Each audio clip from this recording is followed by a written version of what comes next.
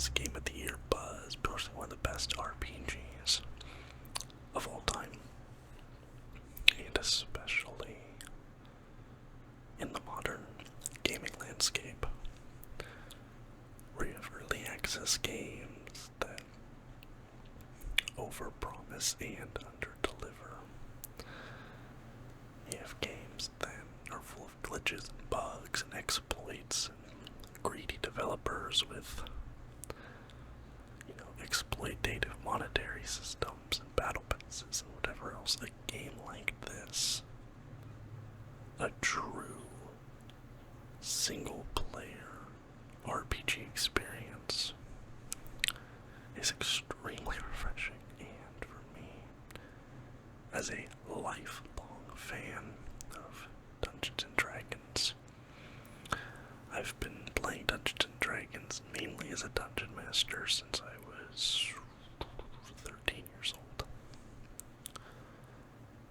And, for me, having a game this detailed in this world is, it's a dream come true, really. I grew up playing some of the older CRPGs, the original Baldur's Gate 2, Icewind Dale, games like that, so I have a bit of experience with the genre. And I've been playing this game just a little bit to get comfortable with it. I made a half-elf paladin. Paladins being my favorite class in Dungeons and Dragons. Half-elves being my favorite race. As you can see, my tutorials there, I decided not to reset them. So, I made half-elf paladin as my character. I'll be playing on my own terms, but I want to sit down now and go through and design a character that I might play on this channel. I'm probably not going to do a full playthrough on this channel. A couple times in the past I've attempted to do full playthroughs of games, but once views really start dipping below like 200 per video, it starts to get a little bit, maybe you don't want to watch this, around part 3, part 4, so people really start to check out, it seems. But I'm going to make the character, at the very least, might do a part 1 and 2, we'll see what happens. And you'll have to excuse me, it is raining extremely hard outside right now, I'm sure you can hear it. Who knows, maybe just a little bit of ambiance, but anyways, we're going to do a custom character. And let's come into the race. Now our options are elf, female, male elves, with ethereal continences and long lifespans. Elves are at home with nature's power, flourishing in light and dark alike. Racial features: 9 meters per turn. Elven weapon training. This gives you long sword, short sword, short bow, long bow, dark vision. You can see the dark up to 12 meters. And Fey ancestry, which gives advantage on saving throws against being charmed, and magic cannot put you to sleep. Next we have the tiefling. There's the male. There's the female. Descended from devils of the 9 hells, tieflings face constant suspicion in Faerun. Thankfully, their arcane abilities make them natural survivors. 9 meters per turn, dark vision up to 12 meters. And hellish resistance, which is resistance to fire damage, so they only take half fire damage. Next we have Drow. One of my favorite Dungeons and Dragons races. I grew up reading the Legend of Drizzt books. I love the characters of Drizzt and Jarlaxle. So I'm making a character today. Drow might be a strong contender. Driven to the Underdark, most Drow have adopted a ruthless pragmatism, while the Loth sworn to light in the goddess's evil tenets. The Seldarine reject her attempt to overthrow the leader of the Elven Pantheon. 9 meters per turn. Drow weapon training with rapier, short sword, and hand crossbow. I love using rapier in Dungeons and Dragons. I had a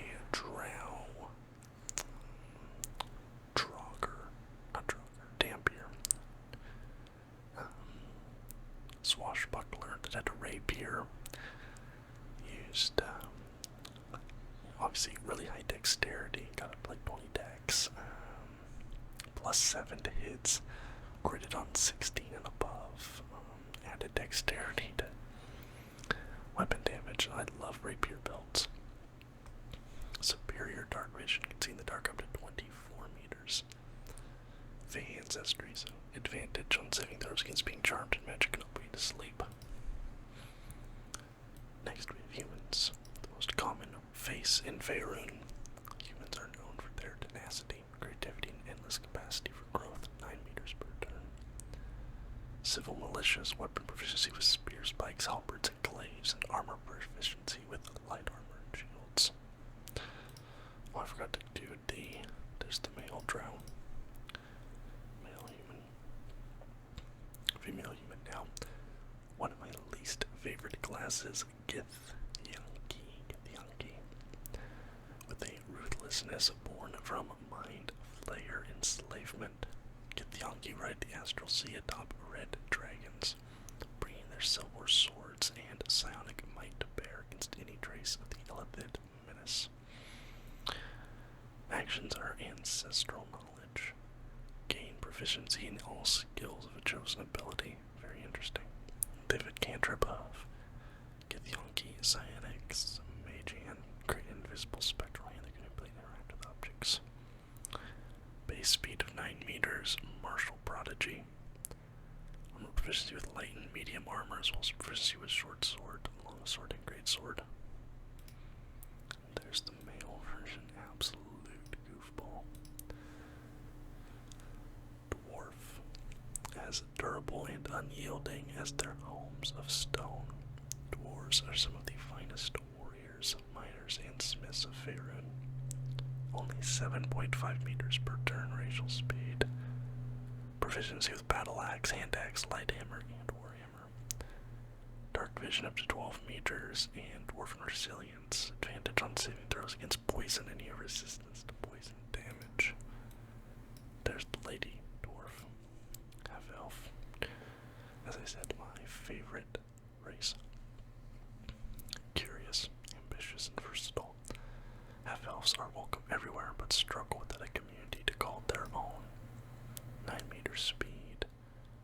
Civil militias, a weapon proficiency with spears, pikes, halberds, and glaives. Armor proficiency with light armor and shields. Dark vision up to 12 meters. Advantage on saving throws against being charmed with magic, and I'll put them to sleep. There's the male half elf. So I have him, but as a paladin as my main character. Halfling. Sometimes referred to as hobbits. Small yet capable, halflings prefer the comforts of home and hearth, but their natural luck and dexterity make them fine adventurers. 7.5 meter speed. Lucky. When you roll a 1 for an attack roll, ability check, or saving throw, you can re-roll the die and must use the new roll. So no critical failures. And brave. Advantage on saving throws against being frightened. Come now to the gnome. Small, clever, and energetic gnomes use their long lives to explore Faerun's brightest corners and darkest depths. 7.5 meter speed. Gnome cunning, advantage on intelligence, wisdom, and charisma saving throws. Now we have a race that came out around 4th edition, and I really disliked them at first. Hold on. Well, no. I really disliked them at first, and I really never let my players play as Dragonborn, but I have to admit, as the years have gone on, they have grown on me, and I'll probably do a Dragonborn playthrough at some point on my own time. A proud race that values clan and skills above all else. Once enslaved by dragons, they strive to be self-sufficient, not wanting to be beholden to anyone, not even the gods. 9 meters per turn, there's the lady Dragonborn. And finally, half-orcs. Creatures of intense emotion. Half-orcs are more inclined to act than whether the rage burning their bodies compels them to fight, or the love filling their hearts inspires acts of incredible kindness. 9 meters speed, dark vision for 12 meters. Relentless endurance. If you reach 0 hit points, you regain 1 hit points instead of becoming downed. So, basically an instant revive. That's nice. And savage attacks. When you land a critical hit with a melee weapon attack, your damage dice are tripled instead of doubled.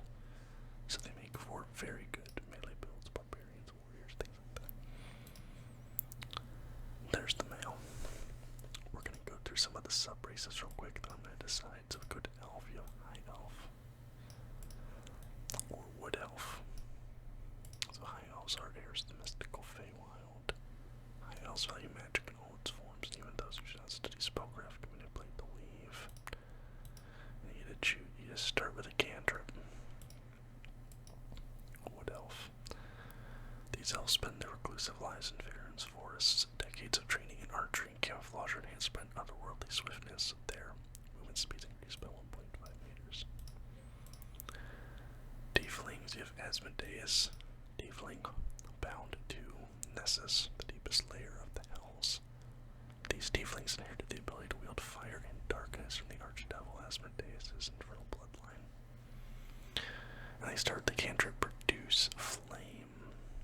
A flame in your hand sheds a light and 9-meter radius, deals 1d damage when thrown. Then there's Mephistopheles. Mephistopheles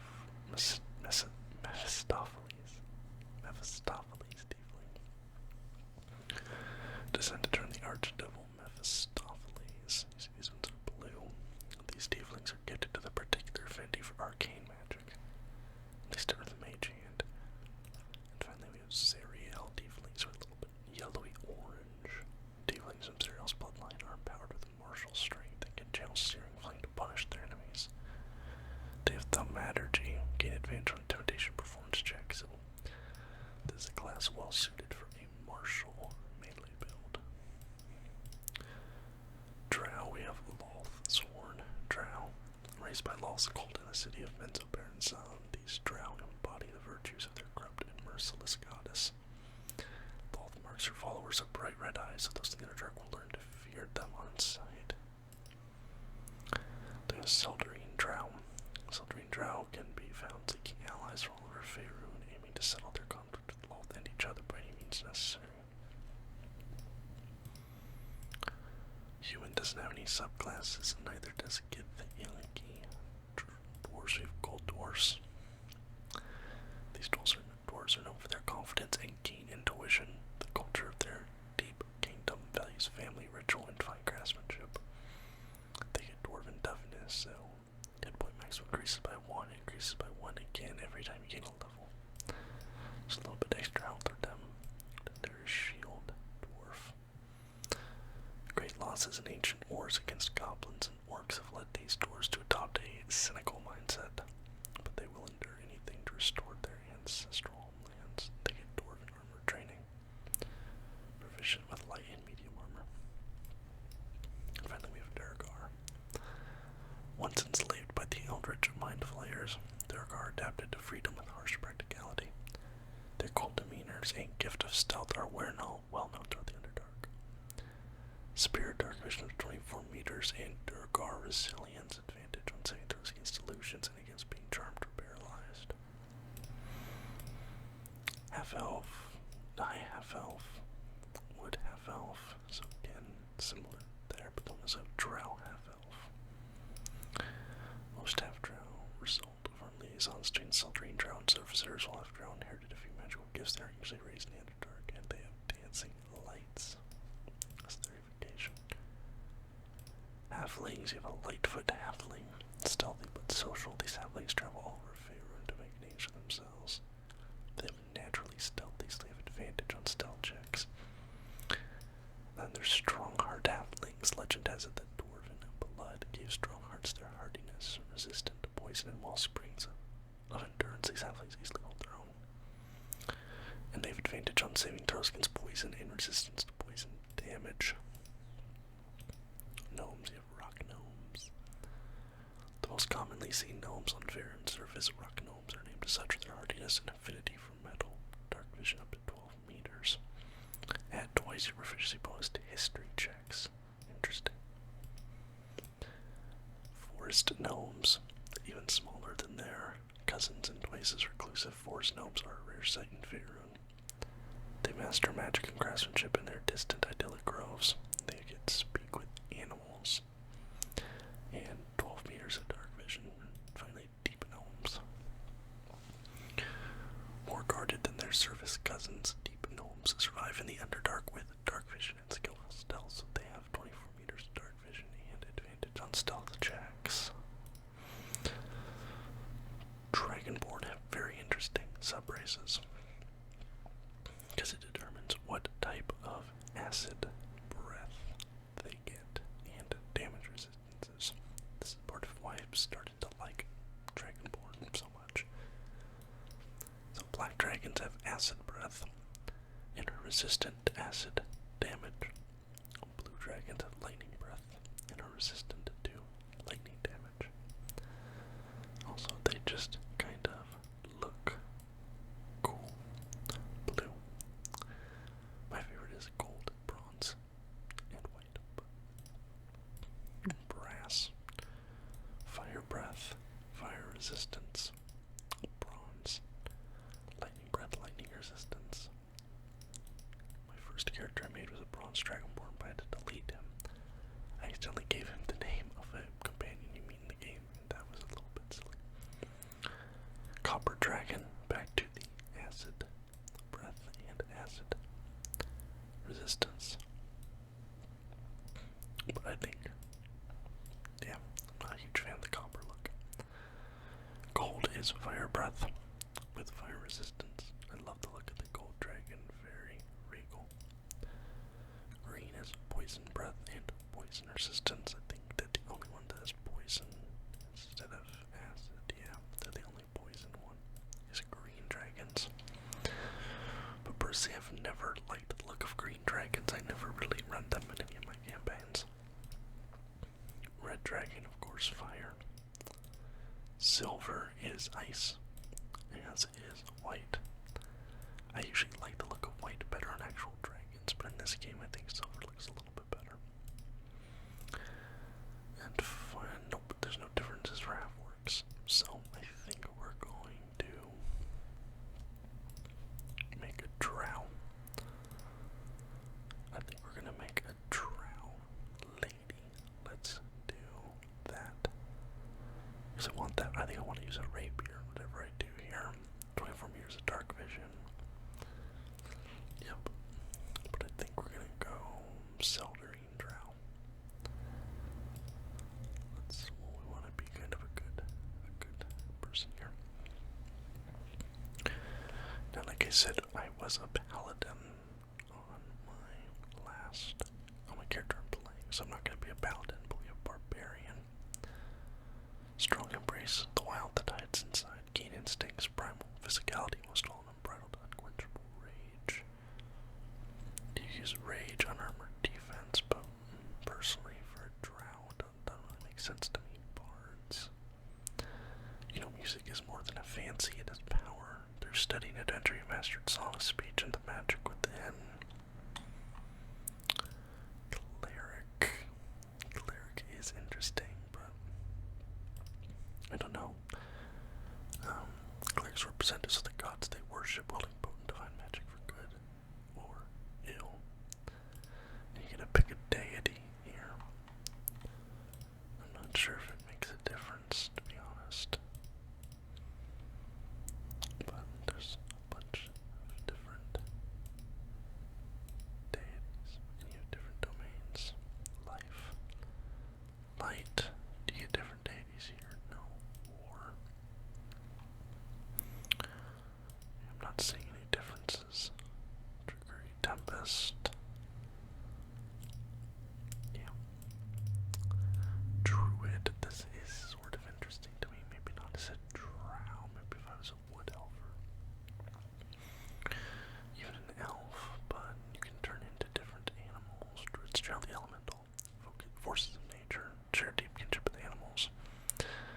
Mastery of wild shape allows them to transform into beasts from over the realms. You can turn into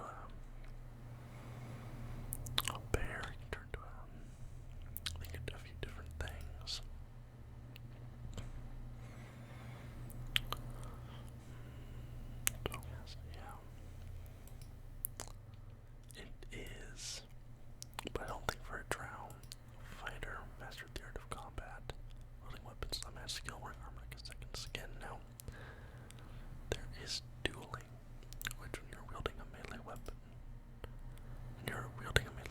is not two-handed or versatile in one hand, and no weapon in the other. You deal additional 2 damage with that weapon, so that'd be good for the rapier.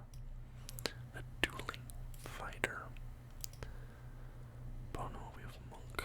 Channeling your cosmic enlightenment by deftly dodging and efficiently disassembling your foes through stunning attacks. Strikes into one of martial arts attacks. Paladin or ranger. Rangers are unrivaled. Scouts and trackers, holding a deep connection with nature or their favorite prey. So you can summon a familiar. You can choose a favorite enemy.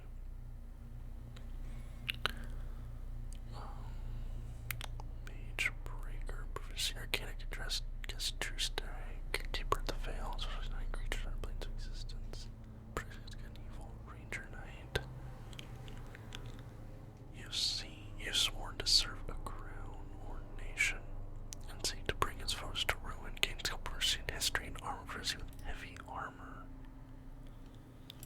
That's kind of interesting with heavy armor. A heavy armor ranger feels interesting. Given proficiency in investigation. Sanctified stalker, swords in the enemies of a holy or druidic order. Sacred flame, ranger knight, mage breaker, keep it real. Natural explorer, beast tamer, urban tracker. So you can kind of choose. You can cast find familiar without, expanding a spell slot. Proceed sleight of hand, resistance to cold, resistance to fire, resistance to poison. Beast tamer is interesting. But I don't know if I want to be a ranger or rogue.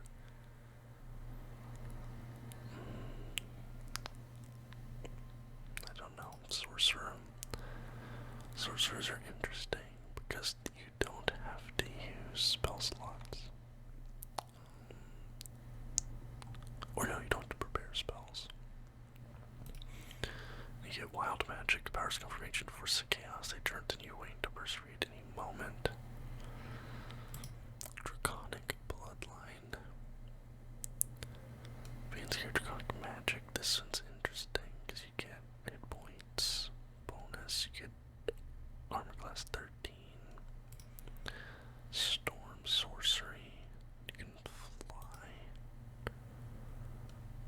Yeah. And then dragon ancestry.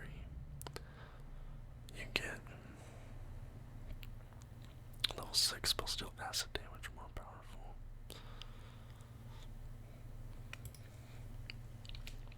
You can do this like lightning damage, fire damage, disguise self, burning hands, witch bolt, like there's different things here.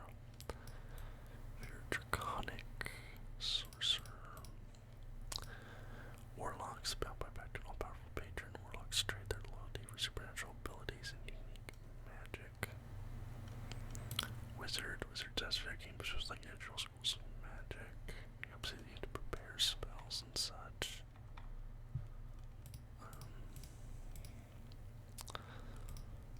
Ranger is kind of, it's a little bit interesting. True strike, especially if I go maybe like a melee ranger. If I wanted to go druid, I feel like elf might, like a wood elf might make more sense. 24 meters, saving throws. Let's go ranger. Mage breaker's interesting. Ranger knight prepares you with heavy armor, but then you lose your dex bonus if you're using heavy armor, right? And I feel like that's an important thing to have. A true strike gain advantage. That's mage breaker. They get beast tamer. No matter what. I'm gonna go ranger knight. Let's do that. Just to see. Natural explorer.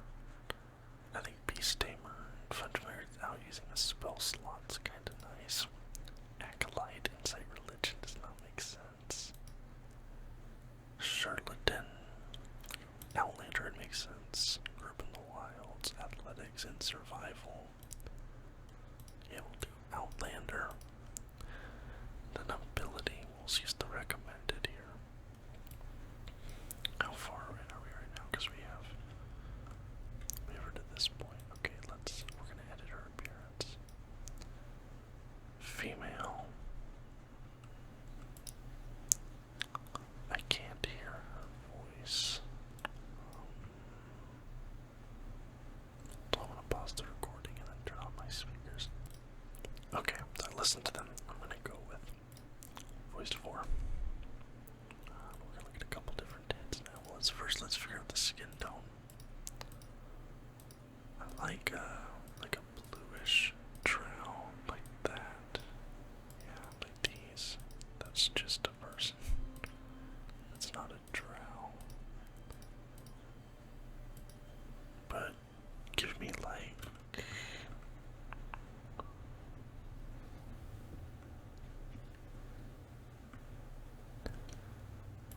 give me that. Maybe about like an icy. With this wisteria, ash, dusk, legion. Yeah, like that's pretty good.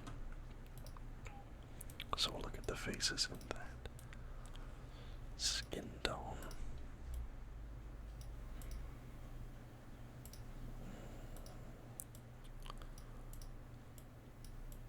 This one kind of looks the most drowish to me. Give her a little bit of a scar. Maybe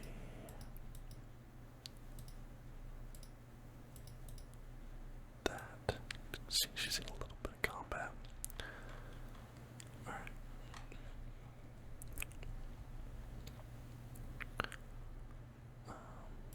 Body art, which is really just facial tattoos. Actually, first let's turn off the makeup. Okay. Come here. The birds. No. Like octopus eyes. Not feeling that. No. Something, maybe something a little nature that almost feels a little religious. There. Now. That's maybe. I don't know, I usually don't do facial markings, to be honest. I usually don't like them. That's not bad. That one, no. That feels just like a bit much. It's like flowers on her neck. It almost feels a little bit too like modern. Oh, blacked out. Except for like some flames. Maybe the throat tat. I wish I could see it a little better what it was. It's kind of hard to tell, but I feel like that's not something people would get, you know, in this world. This feels very, like a lot of these feel very modern. Yeah, I'm gonna go with no. Maybe some tattoos. So we have barred rings, okay. Commoner ring, septum. The archfey, swirls, easy breezy. Some skulls. Minotaur ring. Those little daggers, kind of cool. Serpents, scintillahs, dark moons, some rings, midnight tears, the little bird skulls, then a ring above the ear, subdue loops, fasten stars, kind of like the barred rings. That kind of fits, I think. Alright, eyes. We're not gonna do it here, chromia white. The red eyes are kind of cool, but she's gonna be a good drow. So we're gonna go like a dark purple eye, like that. Yeah, because I believe Drist has purple eyes after he leaves Benzo Baron's son. I'm pretty sure. It's been a while since I've read the books. Now we're gonna go eye makeup. I think that we want to go with like a smoky color.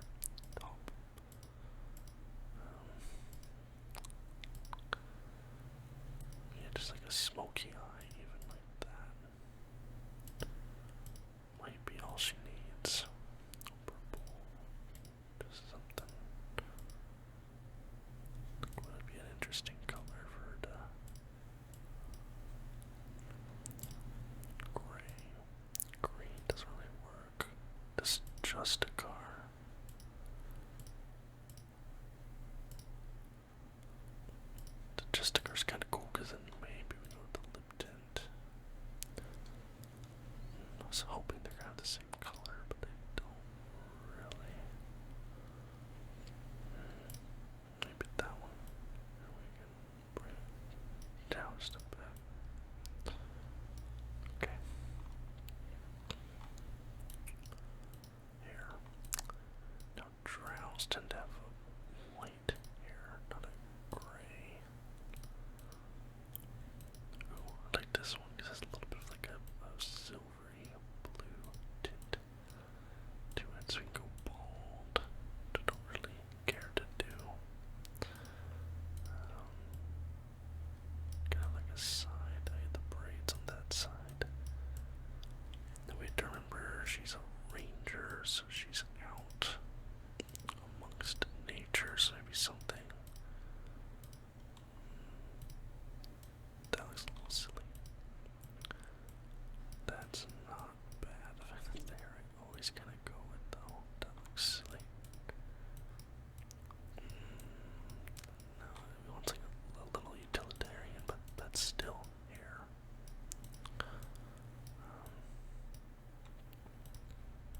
Gorgon. I kinda like that. Carrion feathers.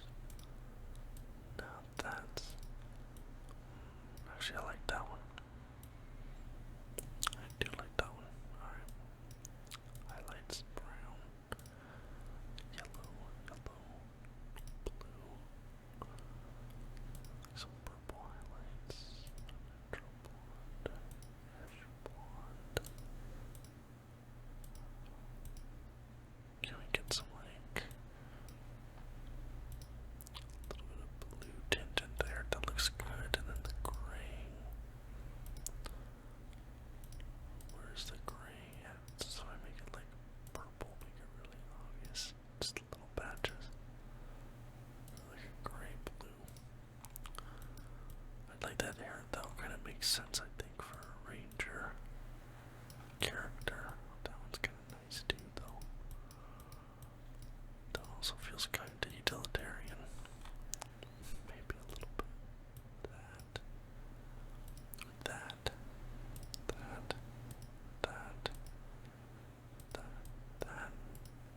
That's cool too.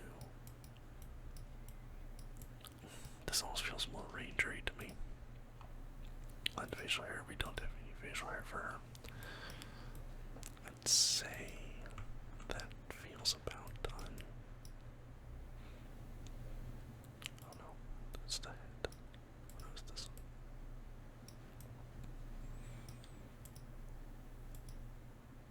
Yeah, I'd say this feels about done. Oh man, I'm still a little bit torn on the hairstyle though, like pardon me. I don't know if you can change it later. I'm gonna go with this one. Alright, her name. We're gonna do what I always do. We're gonna pull out the old. Pull out my phone. We're gonna do drow. Name generator. FantasyNameGenerator.com. Go down and click generate female names. Nedima Borma. Now, very slave me. I almost forgot what my name.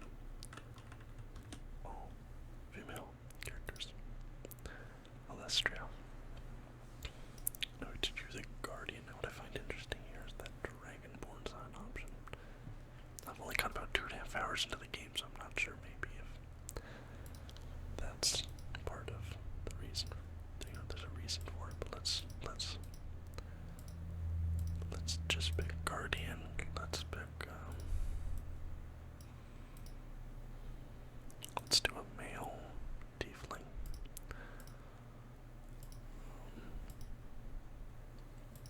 And let's do a we'll do a male tiefling. Asmodeus tiefling. Male. Increase randomize the spirits. Oh.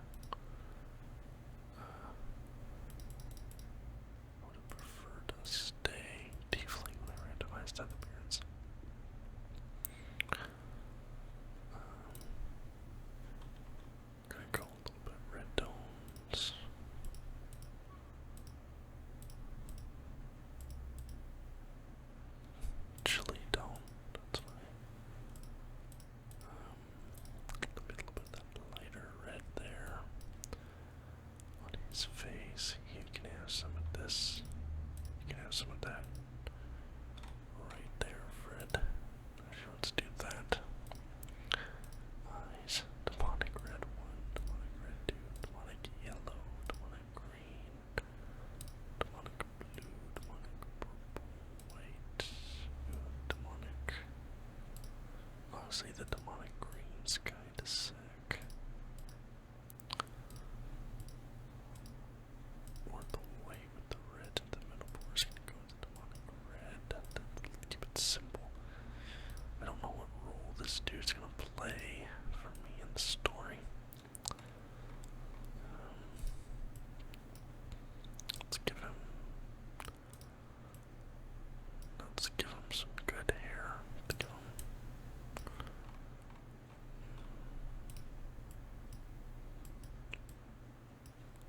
Not that.